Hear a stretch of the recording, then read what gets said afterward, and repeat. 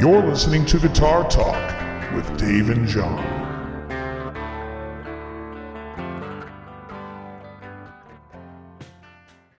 Hey, welcome back to the show. I'm Dave. And this is John. And today we have our guest, Ron Moreno from G&L. Ron, how are you today? Hello. Thanks for coming on, man. Nice Yeah, absolutely. Yeah. You're the first because we have quite a few on roll call set up to do this, and you're the first, so we're excited about it for sure. Good. Excellent. So let's start with you guys saw each other at NAMM. NAMM had a pretty good crowd this year, I thought. It was busy. It was. I think it was, the first 2 days really is the 2 days you do business. Saturday, everybody's starting to pretty much take off, and whatever's left are people that are here from the West. So it's pretty much standard fare. Yeah. It feels like that has shifted a little bit from, I think, like 10 years ago when I started going to the show. We were still busy on Saturdays. This year it was definitely like Thursday, Friday, people doing business, and then Saturday, Sunday was like it's been last few years the cost have made it so that rep firms or dealers come in and they try to do what they've got to do in a day or two, and then they get out of there, because if they're bringing in 2, 3, 4, 5 people in hotels for 4 or 5 days, that's a big bill. So it's been honed down quite a bit. Right. Now, Ron, I met you years ago. I was working at Alva's, running the show there, and you were a rep there. Why don't you talk a little bit about your background, and then we'll go into what you're doing now with G&L. Yeah, well, I started with G&L in 96 or 97 with BBE, or Barkus Berry. Right. The pickups, the piano pickup, and things like that. And it segued into selling more of the BBE products, the sonic maximizers. And then soon after that, it went right into G&L, and had been with them all the way up to about 2009. And then in 2009, when the economy took a turn, I had started my own rep firm, which is where we got introduced. So I had various lines through that time. It could have been ESP, Schecter, Koch, Labella strings, one control switches and pedals and various things. And that's where Dave and I did business when in the beginning there. Right, I even think you had Soldier straps at the time. Yeah, you're right. I brought those to the store. Yeah. I think Soldier, and I think you were dealing with ESP, but at the time, I think, was I dealing with Mike? Yeah, he would have been. Then he was the rep. He was the rep shortly after that. Oh, okay. Yeah. Yeah, because I dealt with him. Yeah, like Monster. And yes, exactly. So then, and now you've come full circle. Well, I continued the rep firm, and G&L had called me back, and I continued to do it independently for a little while, a few years back. But then eventually they had asked, hey, what was it going to take to come in full time again? So, I eventually made my way back there full time. Nice. And back into the fray of it. The whole way. Cool. Now, I'm trying to remember, is Jim Giordano, is he still repping? No. The only reps we really have to date are the guys in Texas, and I've got a guy in New York. But beyond that whole thing has changed. No more Fox either? I can't remember his first name. Fox is working for a PRS. Oh, wow. Yeah. Yeah. Nice. And they're doing good. So he's a good guy. Yeah. I thought Jim was a good guy too, Jim Giordano. He is, and they're doing very well. So good. That's good. So are you guys changing the model from a rep firm model to inside sales model or captive sales model? And that's the way the industry, for the most part, with larger manufacturers, meaning mid-sized to larger manufacturers, you're going to see guys become more captive as opposed to independent rep firms. That is a dying breed. Yeah. And the only way to really get time from, a rep is to have the guy captive and work the territory full time. And so you're starting to see more of that now. Yeah. James Fox, he is captive with PRS. He works for those guys for that Right. that territory. So Right. you're going to see more and more. That's the model, I think, these days. Yeah. Sure. Well, I remember See it. having conversations with I won't say names, people prior to you being at G&L. Mhm. And I was saying similar things, and he didn't want to hear.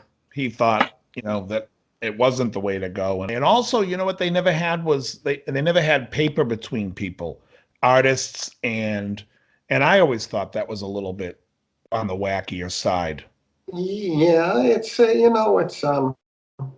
since I started back the last couple of years, that's been something that we started to get a lot more aggressive about and have some guys. Adam Rogers, I got out of New York lately, who plays with various people, Osnoy and a couple other cats, Nate Smith in New York. I've contacted Avi Bortnick, the guy that plays with Schofield. He's really interested, in fact, he's into the new guitar that we've been mentioning, the Espada thing. Okay. And, I contacted Ben Monder, the guy that played on the Black Star album for David Bowie, who is a monster of a jazz player, and various other guys. Pancho Tomaselli was with ESP. He's with us now, and a couple other new guys that we've gotten lately. So we've been a lot more into that, as of late. Is there a focus, or are you trying to cast a wide net in terms of their genres? I like variety. Yeah. I like variety. Of course, the guys that I've contacted are top tier players, and that was criteria one for me. Sure. But we like variety. The guys like JB Eckel and Pancho, for example, their gig is writing music for Facebook. Along with they have bands, their own band, and they have a couple other projects that they do on the side, but their gig is writing music for Facebook, which is a great Nice. gig. Yeah. I getting paid to do music for anyone's a good gig. Yeah, Yeah, and they sure. pay, so Yeah, exactly. Well, getting paid works. that's it. So now, what is your position, your official position that you have over there at G&L? What do they call you? I call it national sales, export, and various other things that are attached. They call me Mr. Tibbs. I'll tell you about it's funny. The tribute series, I think, is phenomenal. And I just don't know if there's enough. The thing with G&L that I'm going to be honest with you here, the thing that I always found to be the confusing aspect of the company is they're really a custom shop company because there isn't like a standardization of model. If I said to someone, hey, listen, go look at an ASAT, they're going to go look and they're going to see all the feature sets optioned. Right. And so then if somebody goes to buy it at a store, nobody's pining over a certain model. Like let's just say we have, let's say you made what's called the ASAT Classic Vintage. I'm just making something up as a name. Sure. And it's the ASAT Classic in the butterscotch, and it has, like maybe a 7.5, a 7.25. I think, what do you guys use? 7.5 when you do the 9.5. 7? 9.5. 9.5. No, there's a vintage. Isn't there a vintage radius too for you guys? That's available. It's available to order. Oh, right. Well, I'm making up the model, so I was just using. Oh, sure. Yeah. Yeah, so I was just making up specs. So I'm saying, but if you have a list of specs you know what I'm saying? If you have a list of specs that are already there, Yeah. then a store has it. People see it in a magazine, people see it online, and they're like, I want that model. But what happens with the ASAT is, and I try to tell people on my channel, it's like, it's a great guitar. If there's something you want, go order it. But there isn't like something that's an already set model, so multiple stores are buying that particular model. And I also think it would make production a little bit easier if you said, like, here's the Dave Levine model of the ASAT. Now, I'm not telling you to do that, but I'm asking. No, It's but actually what you're talking about has been done. So, for example, at the show, we launched a series called the Fullerton Standard and the Fullerton Deluxe series. Yes. That series is a standardized SKU-driven product that by model, it has colors that you choose from. The dealer can upload to his system in Excel all of the models, all of the photos, all of the copy, and have that on the site as a regular model. Now, Awesome. if you said, if you wanted that Butter Blonde guitar, if you wanted the Fullerton Deluxe Classic, and you wanted it in shell pink, then we still have the option order, which is what you're talking about. Right. But we've added another series on top of that, which is the custom shop, which Right. to eliminate confusion, what you're talking about, what people know as what we've done in the past has always been custom. So they ask, well, what's custom shop about it on the Right. on the new custom shop, right? Right. And that is basically something that all of our dealers and customers have been asking for a long time, which is one, we would like more of an expensive guitar because the guitar is worth something in the twos somewhere. All right. Well, that's easy. I'll just charge you more. Right, Yeah, exactly. Well, we No, just it's easy. no, but we did justify what the custom shop was, and it's a deal. It's Sure. one, it's built by a master builder and or one person, which is something that the customer couldn't tick before. He wanted one guy to build the guitar. We have the one guy to do that. The second option is wood selection, more technically exotic wood options, Guanacaste, Spalton maple, Buckeye burl, Macasa ebony, those things. The third thing would be a custom color. You might say, hey, I just want an ASAC Classic, but I want it in purple, but I want the purple that I send you by email or whatever. I want this shade of purple. Can you do it? And we'll custom color things. And the fourth thing would be the option of the pickup configuration.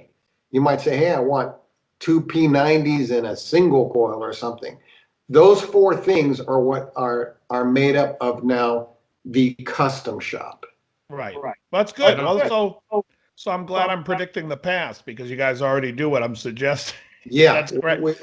We had to do that. Yeah, that's great. You know, for distributors especially, because you're talking about other countries, different languages, and you can imagine if you had a tough time building the custom shop guitar as it has been, you know, the distributors in a different language were really having a tough time. Right. Oh, So yeah.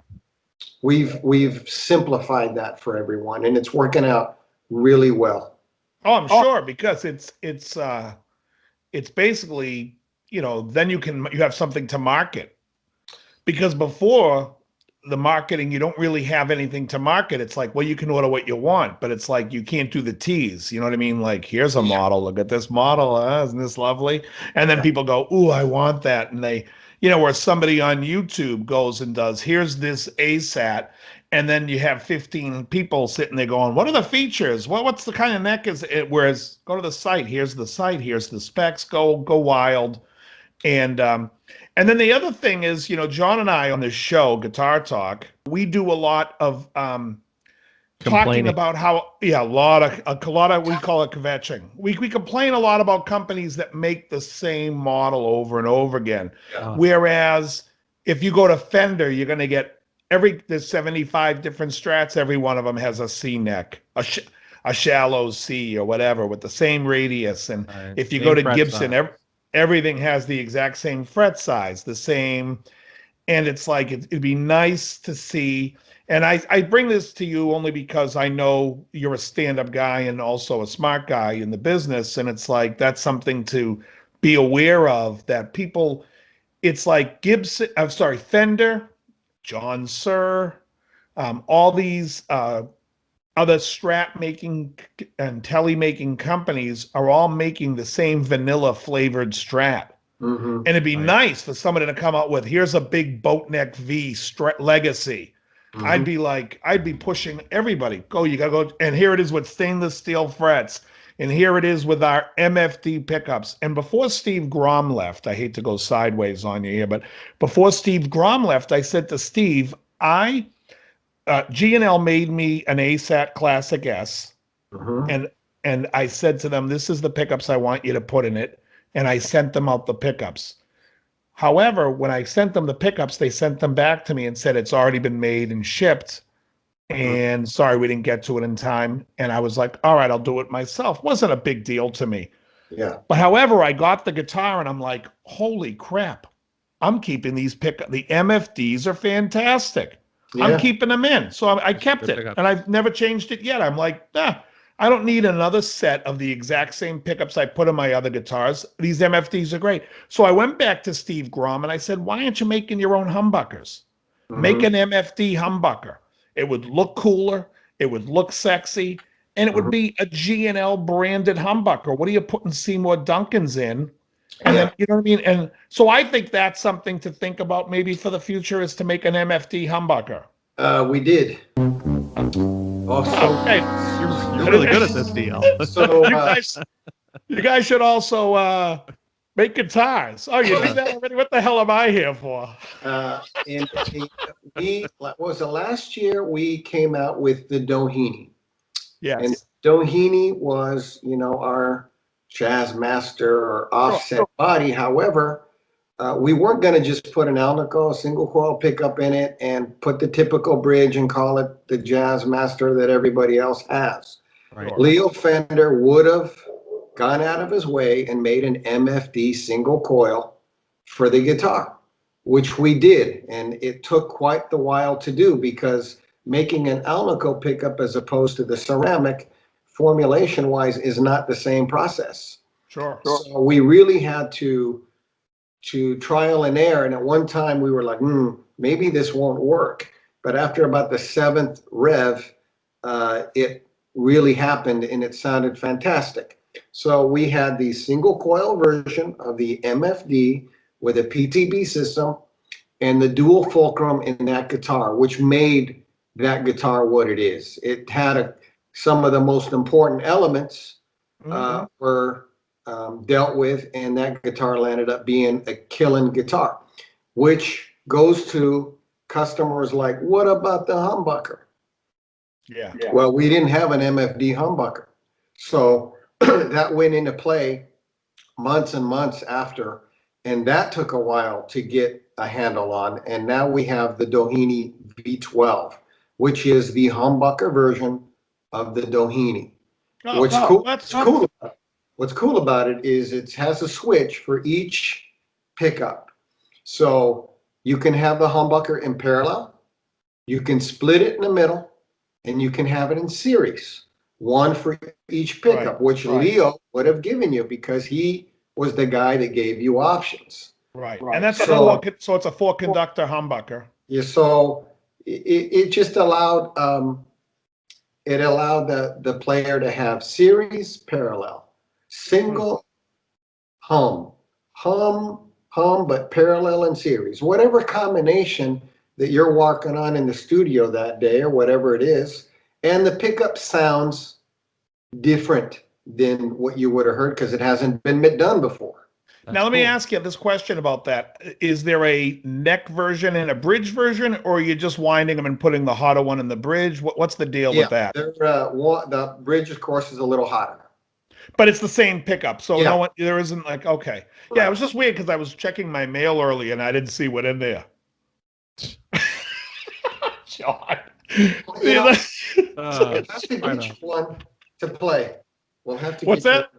We'll have to get. Yeah, you no, one. I would put it in a guitar. I'm telling you, I said to Steve Grom years ago, I said, you need an MFD humbucker because the way I look at it is, and if you wind, like I have like a certain spec thing that I like in my humbuckers that I used to have Jim Tyler wind some for me.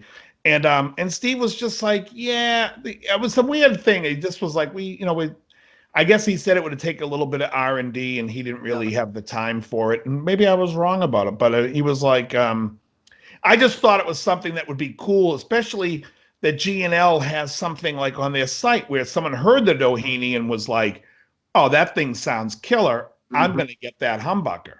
Yeah. Yeah, it's right now. It's in the Jazzmaster pickup cover, but it may make its way into another pickup cover with a slightly different recipe. A while back, when I was running West LA Music with John, Mhm. we would have Fender come in a lot, and they would basically come to us and they had like, what do you need to sell? What do you think we could do? And of course, our first answer was, well, line our pockets. No, just kidding. Yeah, Exactly. No, but the thing was, I said, what would be cool is if you treated the dealer like a car dealership. And in a car dealership, Ron, when you go buy a car, the radio might not be the one that you want in. hmm So they can change the radio. They can change. So I said you guys should have like for every guitar, several different, make a dealer carry all these different pick guards, different pickups from your company, different. So if somebody came in and they're like, oh my God, I love that Midnight Blue Metallic Legacy, but I don't like that Perloid pick guard. Can you guys give me the mint green guard and put a Doheny MFD humbucker in it? And I'd be like, No. yep, let's go. And now we've just done half of the customers. It becomes like, because what you've done is you now included the dealer as part of the experience. Hey, Dave, Well, can I answer this for you, Ron? Because Yeah. I have a feeling you're just going to say, oh, we've already done that. that is the custom shop. That No, that no, is All of Dave's questions. no, will but I'm go, "We've done talking that." about in the price point of like what is the price point? Sorry, for a Fullerton Legacy Standard. okay. The Fullerton, the Deluxe series, the new series. No, just the Oh, just the standard custom Fullerton. thing. It maps at what, $12.99. Oh, that's a great price. Yeah, I mean, see, here's the thing. You can't do those kind of things at that price because by production means it doesn't make a whole lot of sense. No. You're missing it. You're not the dealer. You're the manufacturer. You're looking at yourself as the dealer. In my situation, I'm saying the store then buys from you packaged pick guards, package this, and you have an authorized G&L tech. You authorize the guys at the store. And then what happens? So if a guy orders a Fullerton and Midnight Blue, I don't know what color it comes in. Just give me give me a Emerald Blue standard. Metallic, or there's 65 colors. So which one? Oh no, whichever. What's the standard? Like obviously you're not selling 65 colors in the non-custom. So just what's like a normal color for the Fullerton Oh, the standard? Deluxe or the standard Emerald Blue Metallic, or Okay, so someone has an Emerald Blue Metallic, and what color pick guard does it come on? on the standard that's 3-ply white. Okay, so now a guy comes in and says, I love that guard. I want a black pick guard on it. I love that guitar. I'm going to buy it. Can you sell me it with a black guard? And then they could do the change for you. You don't know any different, but they bought the guitar and they bought the extra pick guard. But the store does it because the store gives you that car dealership, that new car smell. Yeah, no, we do offer the pick guards. We don't like to because we make pick guards for every guitar we build. So we don't have pick guards available on the shelf that we just have there to sell as options, but we certainly would make one for the dealer and then the guy could sell them the pick guard, sure. But what's the logic though is if people go around and they do this all the time, constantly are customizing Strats and Tellys because those things are readily available. Right. And that actually makes them then they're like, oh, once they do it and they customize it, they're like, you know what? I hate to say it, but I want another one. Yeah. I could tell you that's what Bingham does. Never. He has the first guitar he ever played. That's the only one he's ever bought. Yeah, right. Yeah. No, customizing is a big market for sure. Yeah, I mean, that's been part of our deal though. I mean, G&L has been known to be able to make that guitar that you want, like right. he was talking about, but at $1,300 or $1,400. Right. Oh, no, absolutely. I think the point is that all of us guys like me, we buy that first guitar at $1,300 or $1,400 and we love it the way that we custom ordered it from you. for the first 90 days, and then we're like, I needed that black pickguard. Yeah, sure. And then they start saying, I got to swap this out. I got to do this. I got to do that. Before they buy that second one, because that second one. No, I mean, we sell a lot of parts for that reason. Do you sell parts direct? Can people listening to the show, if they need a part, they do it direct, or they go through the parts? We have most of them on the web store. Cool. Okay. Well, there you go, folks. Not so much the pick guards, because that you may have to ask a dealer, because if we've been making the pick guards for the guitars from our end from the shop, but if you go back, I think 3 years, that was made prior with another vendor, so they won't fit. So we have to know what year your guitar is before you ask the pick guard. So we make sure that the thing's going to fit. Yeah, so the new pick guards are no longer made by, if I may say, the manufacturer, or not, if I happen to know which one it was? Yeah, they haven't done it for quite a while. Oh, I didn't know that. So it's all in-house now? It's all in-house, and the reason for that was fit and finish. Oh, of course. We wanted to maintain a better fit and finish around, of course, the pickups, the neck pocket, so we took control of it ourselves. Cool. Good for you guys. It was a smart thing to do. They, because, I don't need to say why. Thank you. Yeah, I mean, and it makes sense, and not only in fit and finish, but cost-wise as well. Yeah, the cost of, and also time-wise. If you need a pick guard and you need it now, you can have a guy make one in 15 minutes instead of calling a company and saying, we'll have it in 3 days. Yeah, or 3 months, and it's too late, so. That's totally. Totally. Well, there's a lot of good stuff. I mean, I think G&L makes a great product, period. I mean, I have 3 of their instruments. Recently, I got a Kiloton 5, which I really like.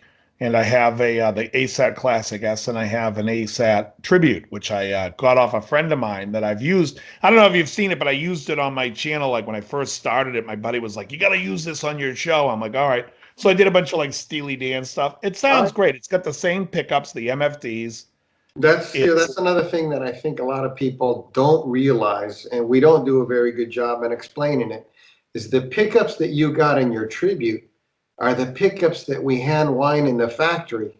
Yeah, I know that. In Fullerton. And then we send them all the way to the factory, and then they come back, we QC them, and then set it up to the dealer. Nobody does that. It just doesn't make sense. But those are the U.S. made pickups. That's pretty cool.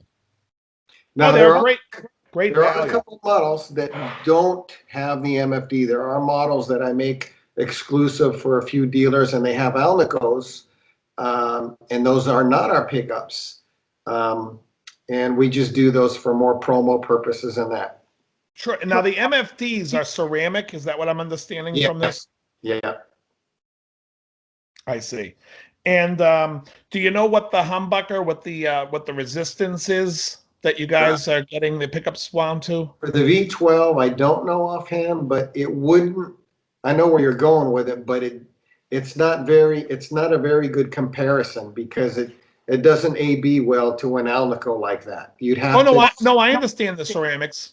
Yeah, you just got to listen to it and see what you think. Yeah, no. If someone tells me they have a ceramic pickup and it's at a 12 resistance, it's got a much different compression rate than it would if it were an Alnico 2, for sure. Because with an Alnico 2, you're winding way more turns to reach that resistance. Sure. Yeah. So, very cool. Yeah. John? Right on. What's the I gotta ask, what's the fret wire going on the standard Fullerton? It's a medium jumbo. It's a relatively large wire, but we've always been using the medium jumbo ones. I know. I want somebody for once to use a taller fret. He likes jumbos. Well, that's an option again in the custom shop. Here's my argument. What do you guys use? Oh, sorry. A guy like me, or even Dave for that matter, growing up in an era of 80s music and growing up playing taller frets. Mm-hmm. We're all of the age now to where we're all sitting on more money than when we were kids, and we're able to buy more guitars and this and that. And it kind of feels like the market still caters toward people who are, now approaching their 60s and 70s and whatnot in terms of the feature sets. We're coming to that point where guys like us are sitting on more cash and buying more guitars. Mm-hmm. But when we go out into the marketplace, you look at Fender, for example, and as me and Dave always talk about, they still throw at you, oh yeah, we got white, 3-tone sunburst, black, and then some variety of red. Candy and the apple fret wire, red. Or yeah, and Fiesta then red it's if it's a vintage. standard C-neck and a fret wire that's not tall enough to feel comfortable for somebody who played, bigger fret wire. Mm-hmm. So this is something that's a frequent annoyance. A for bone of guy. contention, if you will. Yeah. So looking for somebody to one day come out and say, our standard guitars have taller fret wire for guys that like to bend and wiggle. And the frets are using. Do you guys use Jescar, or do you use Dunlop, or do you guys use a? Jescar's been the regular play, and then I think we've been using some Japanese wire for the custom shop, depending on the customer's request. Nice. And lately it's been, overall, ironically, I've gotten a lot more requests for vintage fret, bass and guitar. So we've been doing a lot more of that lately.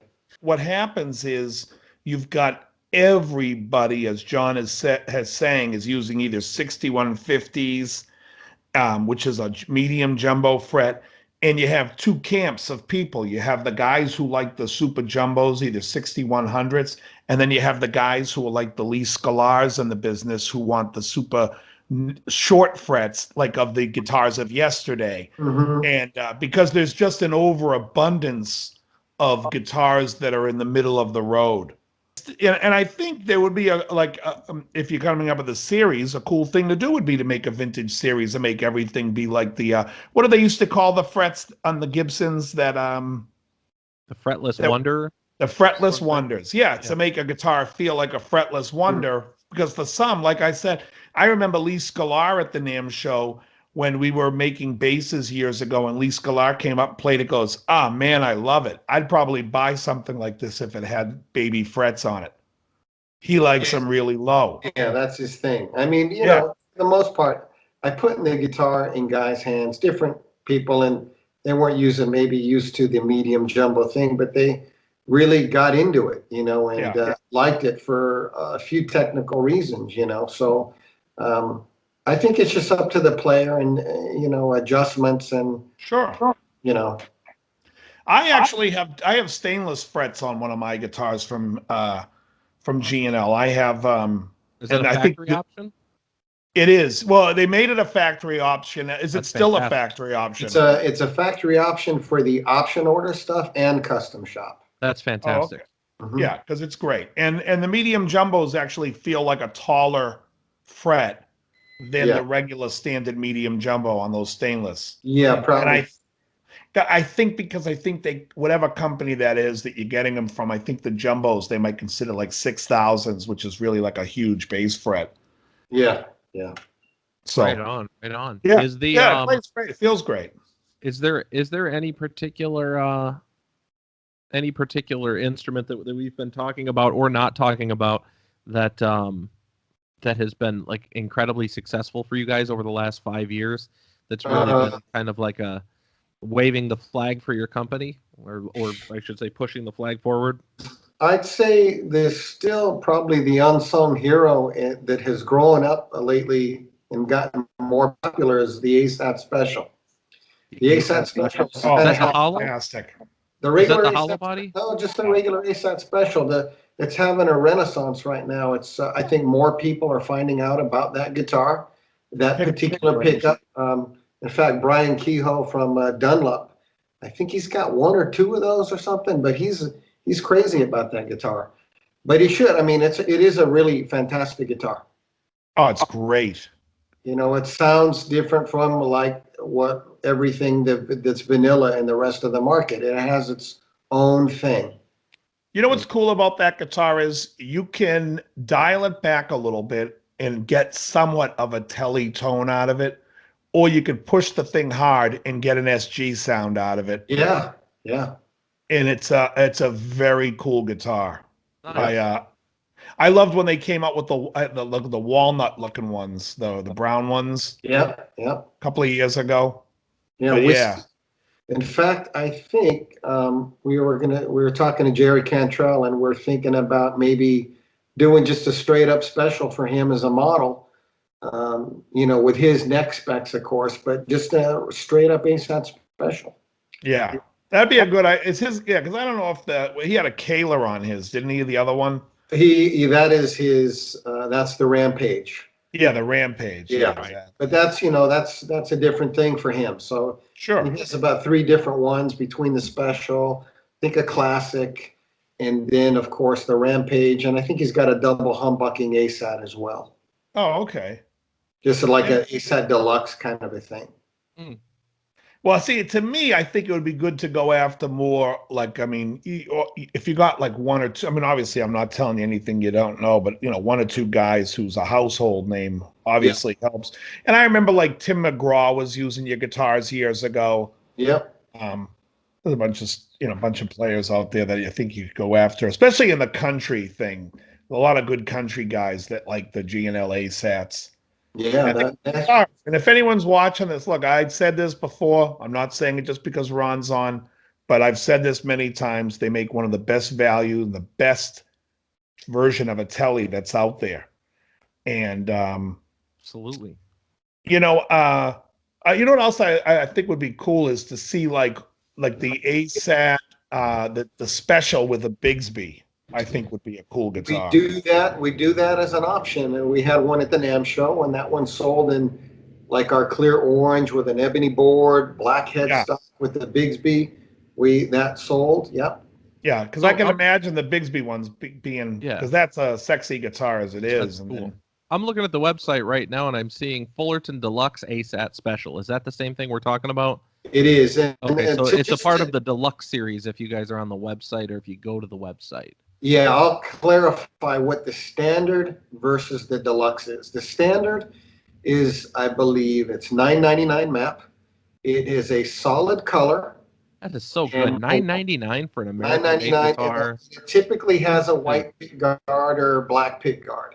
Mm-hmm. That's the U.S. made production guitar that Dave has been talking about. Right. The Fullerton Deluxe series is kind of a package deal.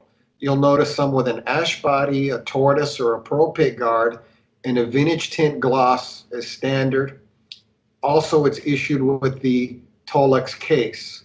The standard comes with the gig bag. So in the deluxe, you get a few extra options. You get the Tolex case, and it's $100 less than it normally would have mapped a la carte. Right. Okay. So you're getting a deal on it as well. Right. Okay, a deal on top of the lower price that it is regardless. Yeah. Right. So if hypothetically one of our listeners or one of just anybody was going to order the ASAT Deluxe Special that I happen to be looking at right now in red. Fullerton red tortoise pick guard. Yeah. What's the street price on that? What are they going to see that at their dealer? I can't remember exactly. I want to say it's $14.99. $14.99. Okay. Yeah. And what's my price? I'm just kidding. Yeah. Oh, this is great. I'm looking at it right now. It's fantastic. $16.99, John. Yeah, the Lake Placid blue. Look at the Lake Placid blue one. I'm not seeing it pictured right now. Oh, the only three that are they're showing butterscotch, 3-tone sunburst, and red. Right. But no, the thing looks killer. These big MFD pickups. Now, what are these? These sound awesome. These are from the others. These are like peanut kind of. Those are the MFD single coils. Okay. That Leo had come up with the original broadcaster. Okay, so that's the MFD single coil because I'm looking at the Fullerton Deluxe ASAT Classic that has a more standard looking single coil, but it still has the Allen style. I think they're Allen screws. No. Or they're hollow screws of some sort. Right, hollow. Okay. So that's going to be an Alnico pickup. No, that's MFD as well. Oh, it is MFD. Okay, so Yep. this is why I'm asking. I wanted clarification on that. Yep. So what's the difference then between what appears to be more of a soap bar on the special and more of a traditional pickup on the classic? The classic has definitely got the chime in the ring of what you would expect out of that type of guitar. Right, but The it's also special- ceramic, right? Yes. Okay, The got it. special might have a wider dynamic range, especially in the neck pickup. Mm, So if you're playing, if you're going for a twangy thing, you can get it, but it does blues fantastic. It does jazz great. If you just get on the jazz, on the neck pickup by itself, it does everything really well. That guitar is one that everybody should at least try, at least in a tribute, because those are the same pickups. And for what, $4.99 or $5.99 in the tribute, it's a killing deal. really good price. Yeah. All I keep thinking of is driver's side door, different color, standard. Do you remember the old Saturday Night SNL, Live, yeah. the SNL thing with the car called the Chameleon? It looks like a shitbox, but it's like a luxury car. And it's the bullet hole on the outside. Driver's side door, different color, standard.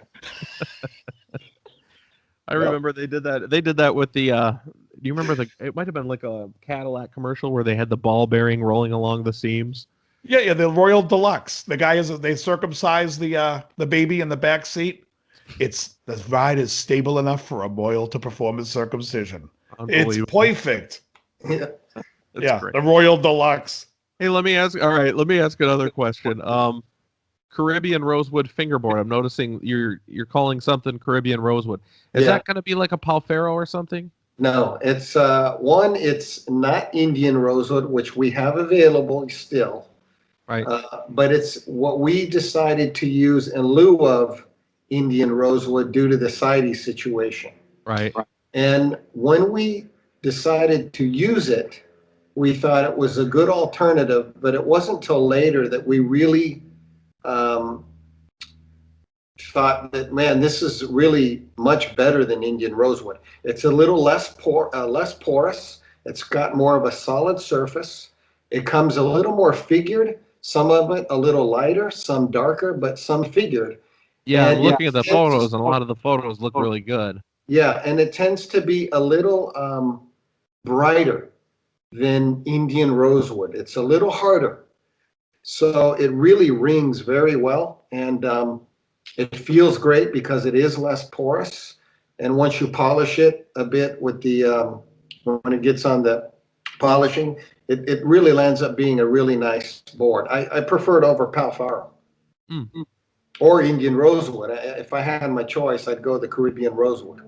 Interesting. I wonder if anybody else is using that wood and have a different name for it or anything. No, not there may be, but most guys have gone to Palfaro or Indian laurel, which I think is on a lot of the offshore instruments. Got it. See if there's a Latin term for it, John, because then you'd find out what it really, It's what form of Dalbergia that it is. It's called Chechen. Chechen is it's a species name. Oh, okay. No, so it's not Dalbergia technically. No, that's the rosewood thing, I guess. Well, Dalbergia is the Latin of the species of rosewood. You have Dalbergia negro, Dalbergia. Right. Yeah.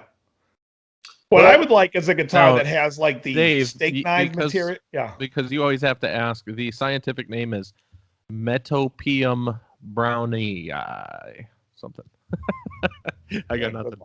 Thanks, John, for that one. You're I'd like to have the neck material, the fingerboard being made of steak knife material. Now, and actually, I would like my whole guitar dishwasher safe. That would be fantastic. Now, Ron, I'm on this wood database website, and I think you guys kind of swung and missed on an opportunity to market this wood a little better. It looks like the common names are not only Chechen and Caribbean rosewood, but black poison wood. Ooh. Now, why on earth would you guys have not used the phrase black poison wood to describe this neck? Probably because that doesn't sound that great. You don't think people want to play poison wood? That guitar is poison. Oh, that's funny. No, it's a wood that needs to be absolutely dried Interesting. and cured. But it's been a great fingerboard. We were lucky to really stumble onto that and use that. Yeah, I mean they're saying on this website that it's very resistant to insect attacks. No characteristic odor, which we can't say the same thing about the guitar players that will be buying this. That's right. Only they won't be competing for scent. That's true. Fairly easy to work with, but tear out may occur when machining pieces with interlocked grain. So we got to be careful when we're doing those fret Refretting songs. Oh yeah. Yeah. But It's no, been man, real this- solid. I mean, we've never Yeah, had it's so great. many actually people comment about the fingerboard. Nobody did that with Rosewood before. Now all of a sudden they're commenting how great that fingerboard looks. So it's been very good. It's good. Yeah, I don't think Rosewood, unless I'm not a big fan of regular Rosewood. I like Coca-Cola a lot. Well, yeah, that's of Put it course on your steak knife. it's the most expensive. Yeah. But again, if it was fake steak knife material, and I'm 100% serious about this, Ron, whatever the steak knife material is, if you put that on a fingerboard, I'm in.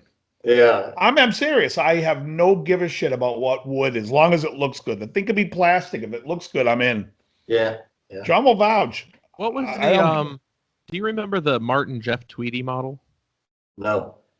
Okay, this is a recent thing. They're using some sort of a sustainable material on that fingerboard.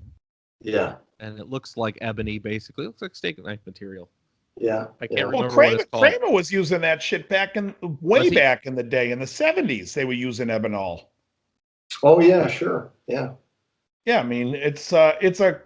I mean, whatever you're using, if it looks good, if the guitar looks good, it looks good. You know, I'm like I said, I've been pretty pro G&L. I think they make great guitars. I'm really excited for you taking the helm and doing sales and handling this and driving it. And I think Dave's a great guy, you know, so he's good to work for. I mean, I never worked for him, but he seems like a genuine guy. Yeah, he's into it. So it's been last Yeah. couple of years is we've probably released more guitars at the NAMM show than we should have in the last 2 years. But I mean, you'll see the press releases. I mean, they'll come out, but we kind of came out with a bit too much at one time. But you know, Ooh, it's yeah, growing. yeah. Business is growing. That Folks, go happens. if you're trying to find it, it's GL Guitars. There's no and symbol. glguitars.com. Right. glguitars.com. We'll wait for all of you to get there. So let's Alright. talk a little bit about what GL stands for, because a lot of people don't know the story. I terribly don't think it's that important once you play the guitar. But if it drives you to go pick up the guitar because you like the story, then I suggest you know this story, because, you know, a lot of companies like try to tell you the story as if it's important. And I'll just give a short example. We've been together 125 years. Oh boy. We're very proud. What's his name? James Curley, the guy that heads Gibson. We've been around for 125 years. I mean, it's like, they sound like, have you ever guys seen the movie Michael, is it Crawford? With George Clooney?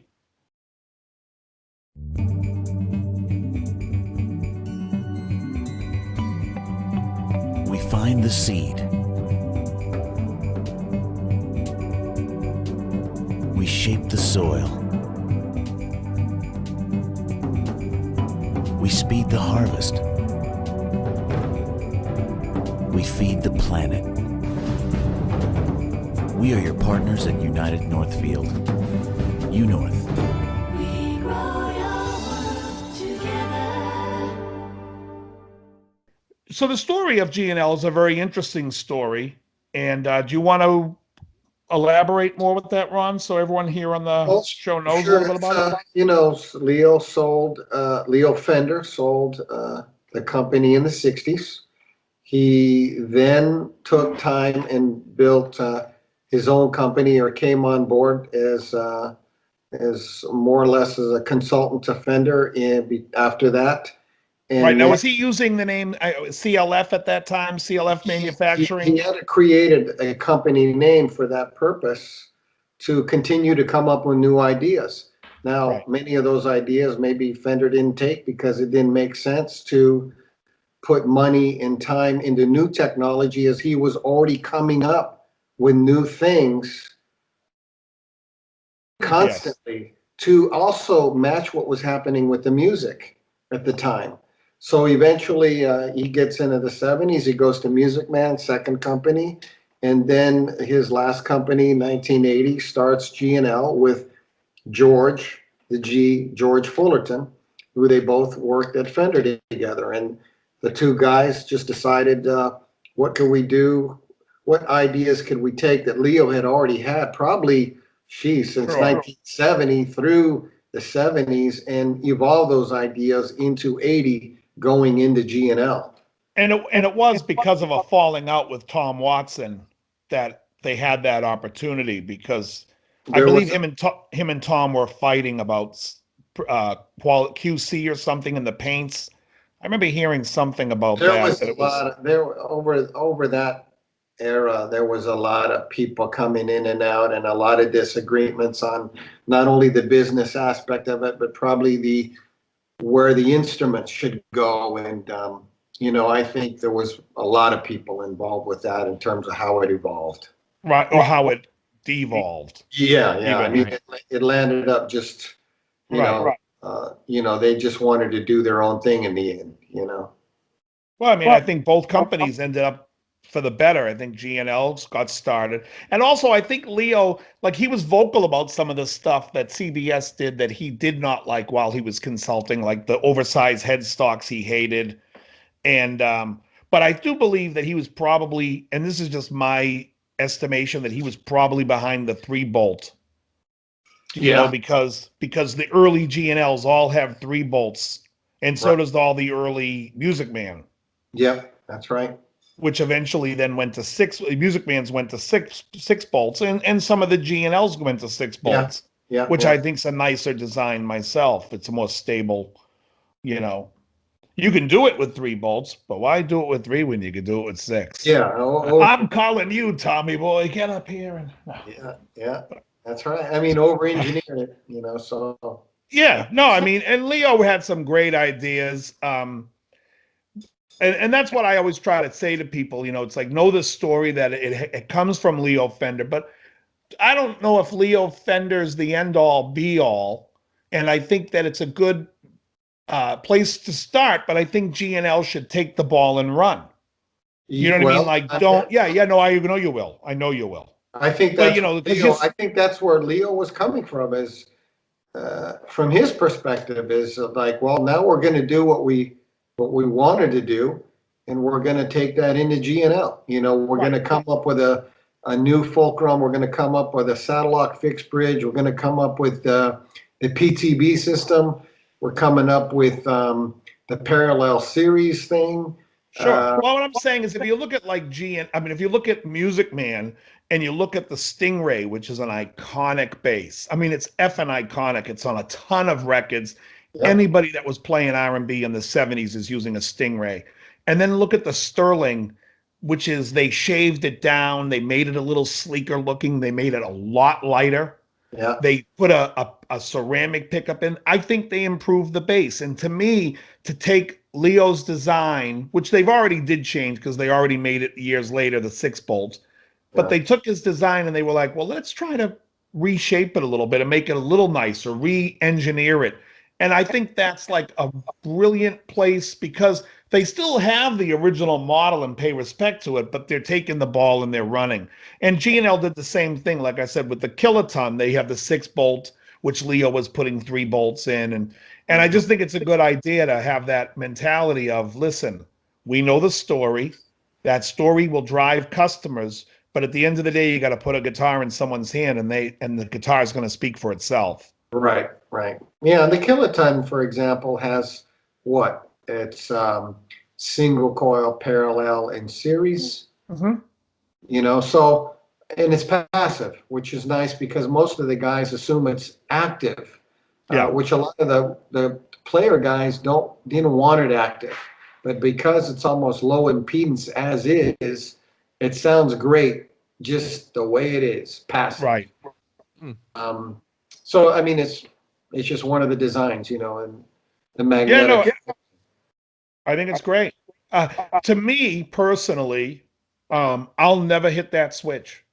Right. I'll never throw it to single coil, and because to me, I dial in the sound how I want, and it's like, boom, give it to me, I'm good.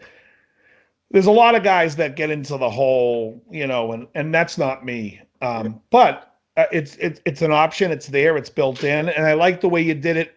See, because Music Man does something similar on the Sterling, but the problem is they use a blade switch.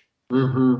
And it's awkward. It's like, why would you cut the guitar? It's just, if you look at it, I hate that blade switch. Mm. And you guys did it in the little dip switch, and it works Yeah. fantastic. And it's like, it's non-obtrusive. If I want to take it out and put something in there, even a plug, I could. I wouldn't, because what's the point? I'll just keep it in the position I like it in anyway. Yeah, but I mean, that would have been a Leo thing. He would have given you those two other options just because Right. those are Oh, there yeah. if you want them, Yeah. But I mean, just to say, but I'm not saying that not every option is great. Obviously, the original Jazzmaster to me isn't, or whichever is the one that has the 3 switches up top. Is that the Jazz or the Jaguar? I think. That has the sliders. I mean, to me, it's like, what the hell are they doing with that? There's so many Jaguar. options. That was a Jag. Jag, whatever. There's so many options. I feel like I need to learn to be a switchboard operator to figure out how that works. Now, hold on a sec. Your call's coming through. Yeah. Let me move these. Now, are we connecting? No, not yet. Yeah. It's just, yeah. Not every. That joke fell flat. Not every one of them's a winner, but. No, I agree. Hey, and take the many shots as you can. That's the name of the game. I mean, the telly. Look at the telly, and then the history, and then. What do you guys want in a Strat? We want this option, this. They bumped up the options. So now you got from 2 pickups to 3 pickups, a 3-way selector to a 3-way selector to eventually in 77, 78, a 5-way. So, more options on the Strat seems to work. Well, look at the leg. What is it? Not the Legacy. The S500 has 7. Yeah, there you go. So you can have the switch doing the neck or the bridge in the neck, like a telly, all 3 pickups, and then flip the switch and it's a regular 5-way. So you got 7 positions available. Yeah, I'll tell you what's great about that is one day Jackson Brown comes into West LA where we worked. Yeah. And I said to Jackson, I said, hey, I got to ask you a question. What were you using on the song The Boulevard? I love the tone of that guitar. And he was like, oh, it's a small, like 5-watt Fender amp. I think it was a Champ. And he's like, and I had a Strat that a friend of mine wired, but he wired it wrong. So all 3 pickups are on. Yeah. And that's what that tone is, the sound of all 3 pickups. Yeah. So I love that. Speaking of Jackson Brown, Danny Korchmar has been started with the Doheny, and since they've been touring, he's gone to the V12. And then the guitar player, his second guitar player, Steve Postel, is using the special, ASAT special, Skyhawk lately with 2 humbuckers, and then he's got a straight up classic. So that's been a cool band lately. If you haven't seen what's happening with them, yeah. If you had a group of guitar events and everybody had an ASAT special, you could call it the ASAT Special Olympics. Thank you. Hello. not a bad idea. God. Folks, this is the material. I'm looking at the V12 I can right tell. now. When John's this quiet awesome. and his face is this well lit, it means he's on a website. I am looking. I know you are. I can tell. I can see where your eyes are. I'm going through all this G&L stuff right now. There's some really cool stuff. He's built 4 guitars since we've been here. Yeah, exactly. So I'm looking at the Doheny V12, which we've been talking about a little bit. Yeah. And I gotta say, the photo with the big flake metallic gold, and then the black pickguard. That's pretty sexy. That's the Ferro Gold from the '73 Cadillac swatch. That's That is 73 Cadillac color. Nice. all right. DL, if you're taking my Christmas order for this upcoming year, there it is. What's the name of the guitar, John, that you like? Doheny V12. Very Oh, cool. Pharaoh okay. Gold. Pharaoh Gold. Pharaoh Gold. Very good. Now the So let me ask you some questions, looks like a Ron. 'cause 21 fret Go ahead. guitar. That's interesting. Yeah. We've So been this- talking a lot of technical stuff. Yeah. If you had your druthers, is there an artist you would like to see that you come on board, or somebody that you've been looking at that maybe perhaps they watch on the show?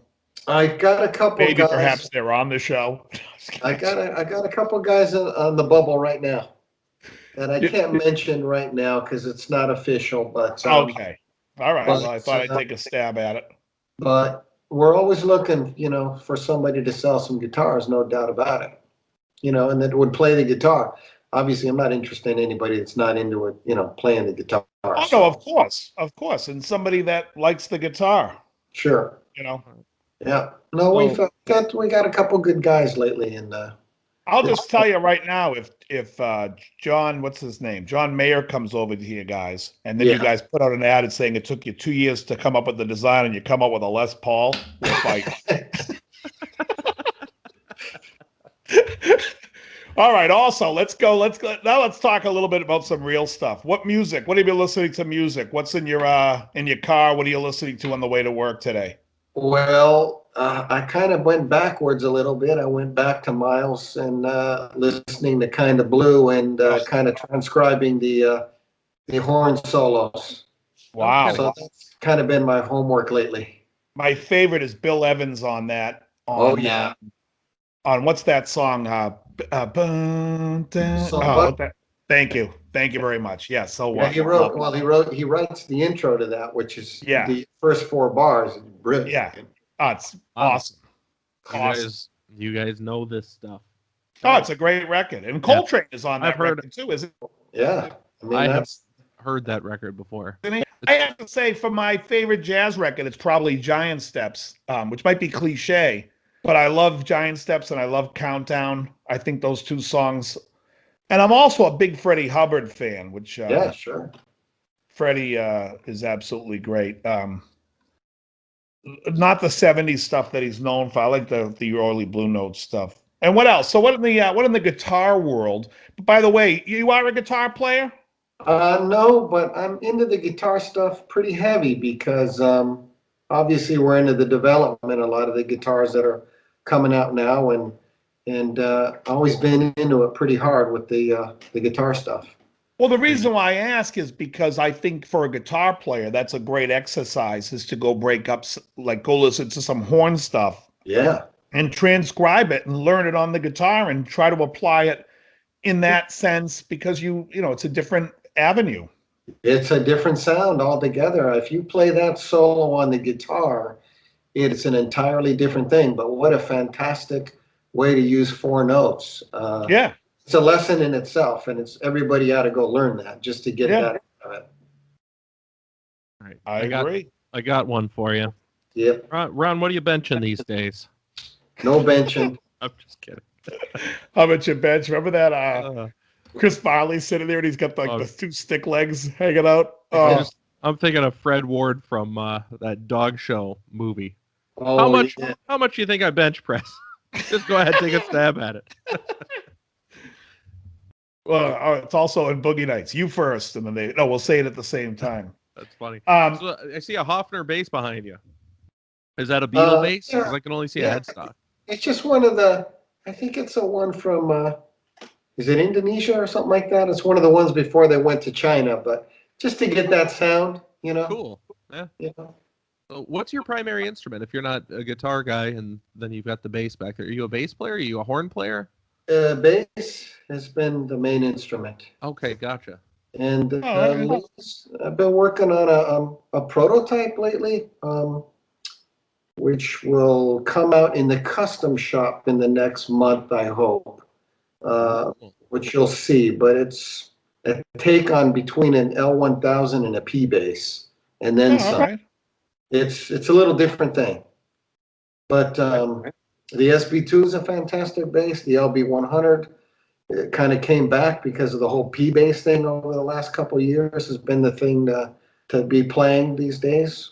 Don't you make a P bass also with the 6-bolt? Well, you have the SB1. Is that a Which is- 6-bolt? I think it might be Oh, no, six it's on that. Yeah. Oh, And okay. it's the MFD version, It's the what? the MFD pickup. Right. Yeah, that's a hot bass. That looks cool. Yep. And now, folks, this is the portion where I just do my Jay Leno impersonation. Yeah, exactly. No, I'm looking at bases now. I don't know anything about bases. Oh, this is good. I think this is the one that you just bought. This Kiloton? This must be the Kiloton. The Kiloton you have, Dave, Yeah. is the one that Oh no, I'm I mistaken. sent out the email. I was pictured with it, and I think that was the press release. That was the bass. Oh, wow. Yeah, that was that bass that went on the press release. Very cool. It plays great. Yeah. Sounds great. It plays great. Yeah. I'm not a big 5-string player, but there's just an occasion when I need to pull it out, and the B doesn't throw me off. I know a lot of people, they look at it like it's another instrument. It doesn't really bother me, but Yeah. I just wanted to have a 5. So, Sure. because mainly I play a 4, and right now I'm playing a Sterling Classic from Music Man, the USA, which they discontinued, which was their best bass, and oddly enough, they've discontinued it. Mm. Good business move, guys. That's how Hey, it let's works. right.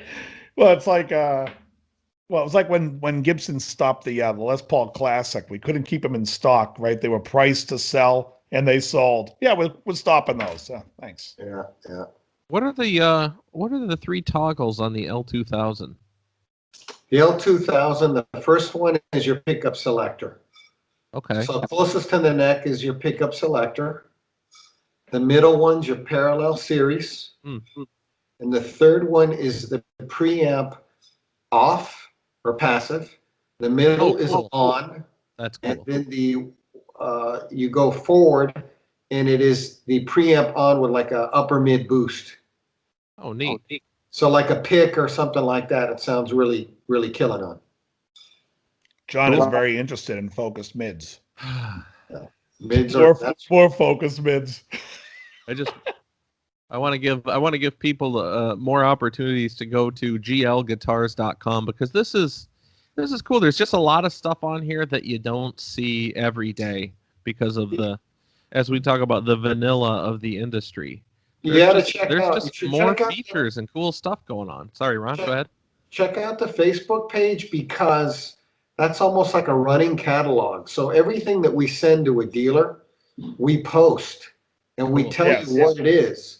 So if you wanna It's on check- Instagram too, isn't it? On your Instagram. It is. It's attached. So what to- is your Instagram? I'll put that on the bottom here, but tell everyone the Instagram to follow That's for just G&L. G&L Guitars Instruments. G&L Musical Instruments. All right, Yes. guys. So That's a good one. And then Dave's been running the CLF one, which is more or less an educational thing about with the history in the building and a lot of stuff that maybe people haven't heard about. and by CLF you mean Clarence Leonidas Fender. Yeah. That's him. That was his name, everybody. Clarence Leonidas. That's right. That's right. It is, yeah. Yeah. And very cool. I mean, this give me some what other music you're listening to that would be more in the popular because this is like on a guitar channel, and so most of these guys are really into like new stuff like Chuck Berry. Yeah. Kidding. I've been all over the A lot place. of Nickelback fans on our channel. Yeah, a lot of Nickelback fans. Yes. That's not true. No. Yeah. No, but what else are you listening to? Anything else in your car that you've listened to in the last? It How has- about this? Here, I'll give you this. Yeah. You have a chance to tell people about an album they may not know, and you think they should be turned on to. Latest Michael Landau record is a good one Mike Landau's a phenomenal player. with the vocals. The singer that used to be in Burning Water came back, and they put that back together, and that is a cool record. Burning Water was his band prior. Yeah, 90s. Yep.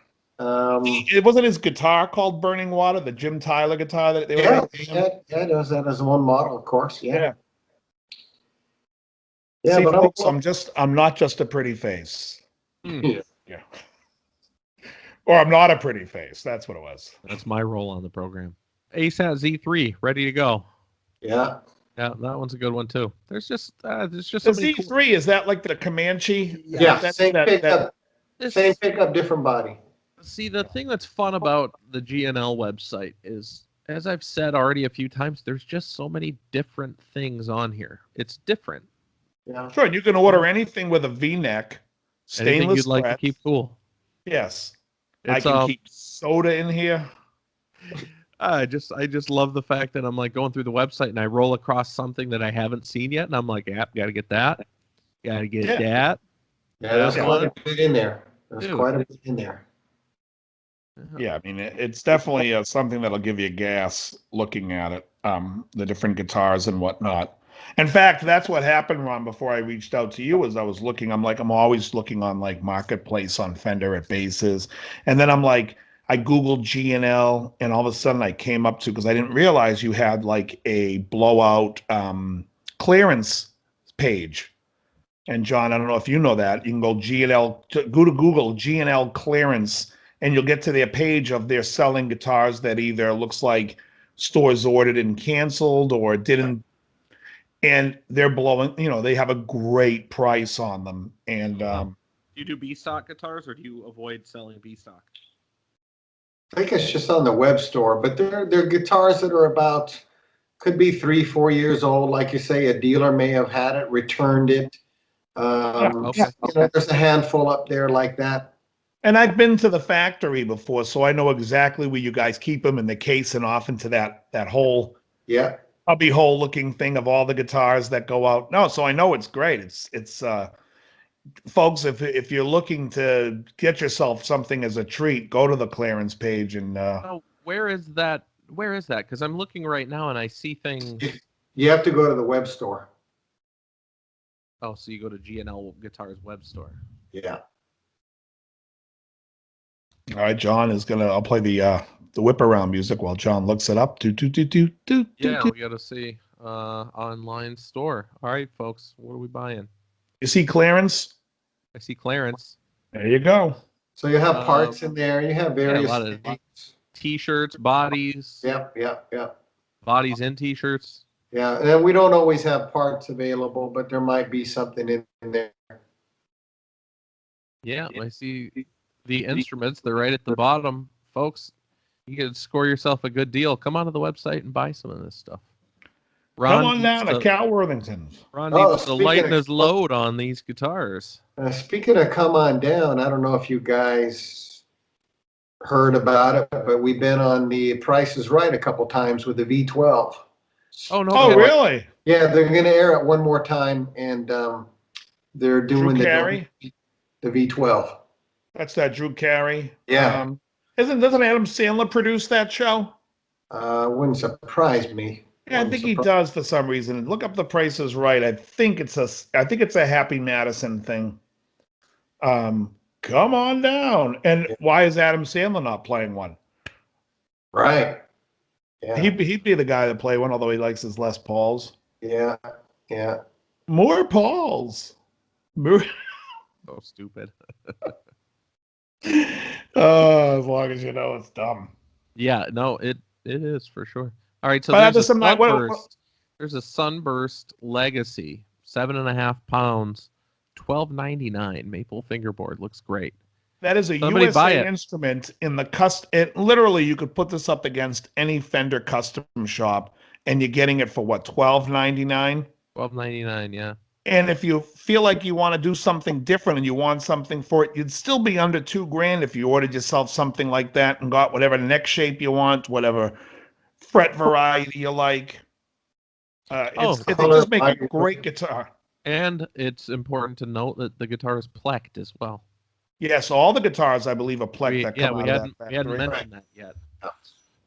Yeah, everything's plecked.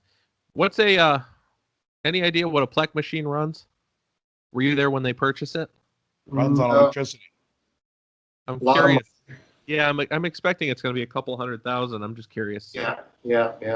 I got a corner of my bedroom all set up and ready to go. It's cleared Yeah. out. Get my plec machine. Have to have plenty of work to pay for it. Oh man, I'm sure. Yeah, there was a guy locally here who has a Plex machine. I asked him if he would Plex something for me with stainless frets. He's like, no, I don't do stainless. It's too much on my cutters. Right. I'm like, so I said, charge me double. No, charge me triple. How much are the goddamn cutters? They're not that much. The guy wouldn't do it. I was like, I don't understand. Yeah. Well, stainless does tax the tools quite a bit. Oh, absolutely it does. But I'm willing to pay for his tooling. I was like, I just wanted to get the damn thing plecked and done with. Yeah. I didn't want any part of it. Yeah. Well, all right. Yeah. Yeah. Anything on the horizon from G&L in terms of like getting into the pedal or amplifier market or any of that sort of thing? We had talked about that recently, and that's to be determined yet because All right. the amplifier thing is a big investment. Oh, I'm sure. We had prototypes done. They sound fantastic. The whippersnapper. Yeah. I mean, we just don't know if we want to go down that road. We'll see. I love that amp. Yeah, there's a couple nice prototypes in the building of that amplifier. And BBE and G&L have done pedals, and they've actually made some decent pedals. But John, you remember the pedals like the two-timer Yeah. and the green Screamer. Screamer. Yeah. They had the double barrel and something else around that same time that was very good. I'll tell you what's very funny. They had a really good sounding wah pedal too. Yeah, well, that was in fact, you know what wah that was. What was that called? Because that was the one that got somebody in big trouble. Yeah, that was the Vertex thing. Yeah, Vertex copied the BB. Yeah, it was identical. It was the same pedal, different badge on it, but they were selling literally the same pedal. Yeah. So I think our pedal's 129, same pedal. Yeah. What's the name of that wah pedal? It's the Benoit, or it's the only BBE wah wah. Right. The Benoit. Yeah. All right. I remember that. So it's funny. A friend of mine went and bought are you guys familiar with the Schaefer system? No. So Angus Young back in the 70s wireless thing. switched to a wireless system. And I think it's on either Highway to Hell or Back in Black. He started recording with it because when they were recording without it, he says his rig didn't sound the same and he wasn't happy. And Mutt Lang was like, what is it you're not using that you're using in your live? And he goes, well, I go through a wireless system. He goes, put it through. Yeah. So he stopped using it, like I want to say after Fly on the Wall. And there's a guy who developed the preamps in the wireless thing, and it's called the Schaefer thing. And he sells this pedal for like $400. Yeah. So a buddy of mine buys it and brings it over to me. And I'm like, I didn't mean to be laughing, but I'm like, dude, this thing's ridiculous. Anyways, he had a BBE Sonic Maximizer pedal. What do they call it? The Sonic Stomp? Yeah. But it's basically a Sonic Stomp for $400. Good Lord. What's the Sonic Stomp? 89, 69, 79? Somewhere 99. $99. Yeah, the Mini's 99, I think. It's almost like, I don't know if you guys, you ever hear of Veruvium? Whatever. That Japanese pedal that the guy says they absolutely just stole the Timmy pedal. Yeah. And they're charging $400 for it. And the Timmy goes for $130 on like Humbucker Music or anywhere on Reverb. And the thing about the Veruvium, it's like they use, I forget what they use, military grade wire electronics and parts. It's like, yeah, it sounds like friggin' same, folks. Yeah. Anyway, so I thought about that when I was like, the guy bought basically a Sonic Stomp with the Schaefer thing. So I was thinking now you could repackage the Sonic Stomp, make the pedal black, and call it the Akadaka pedal, like AC/DC. Put it in front of a Marshall you could probably put it in front of like a Marshall with the ASAT Special, because it sounds like an SG, and put it through and have more of an Angus Young sound than an ASG going straight into a Marshall. Yeah, probably. I don't. Maybe. We don't know.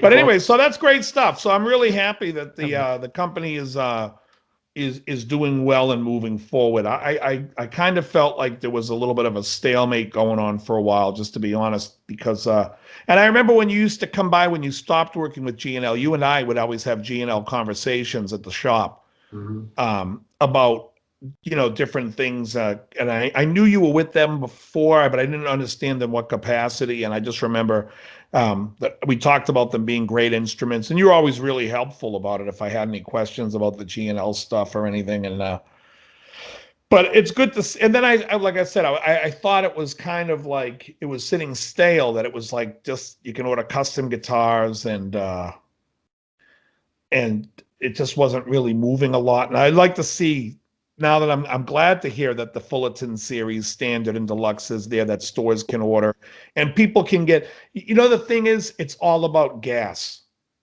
and the gear acquisition syndrome. And it's like, if I said to you, hey, look, here's a Music Man Sterling Classic. It's a USA made Sterling. It's got the 2-band EQ. It's got the 1.5-inch thing. And I show you it, and then you sit there and you look at it. You're going to be looking at it every other day. You'll Google another one. Oh, look, there's a.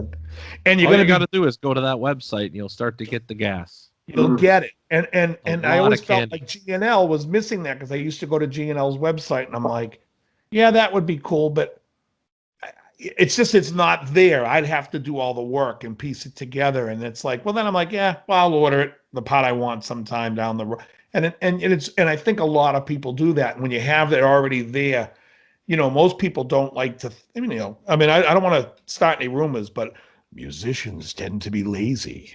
You're listening to Guitar Talk, where musicians refuse to learn the simplest part, and bass players say, I'll make up my own part. I don't need to listen to the record.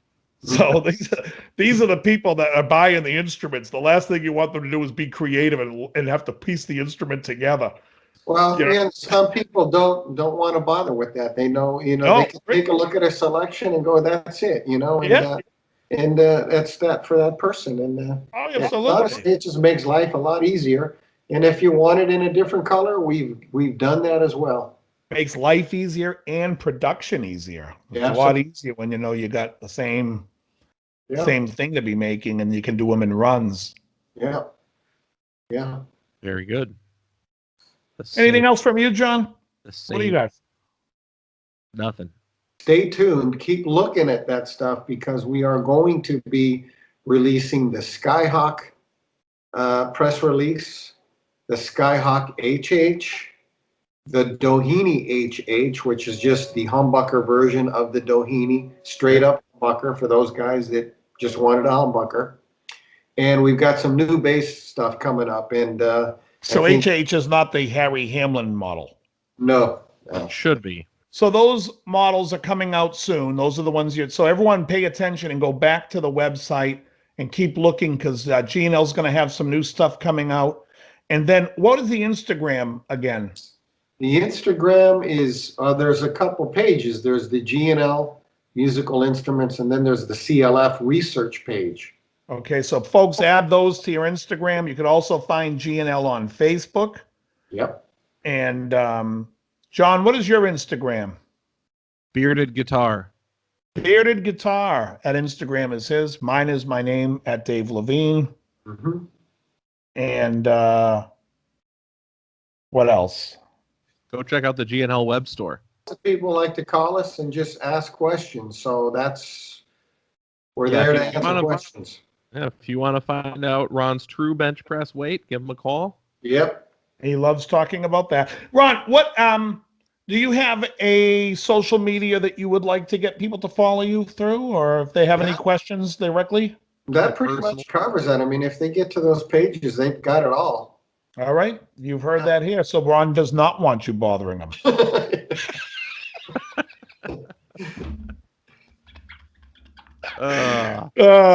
Good stuff, everybody. It writes itself, folks. It writes itself.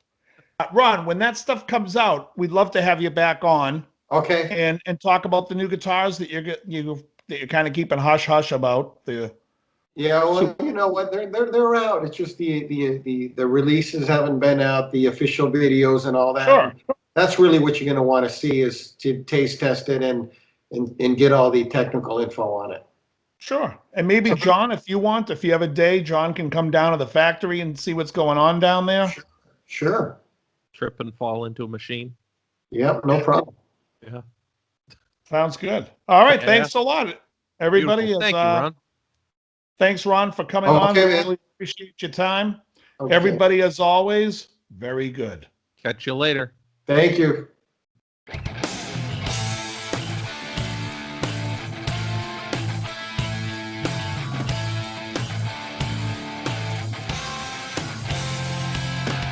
You're listening to Guitar Talk with Dave and John.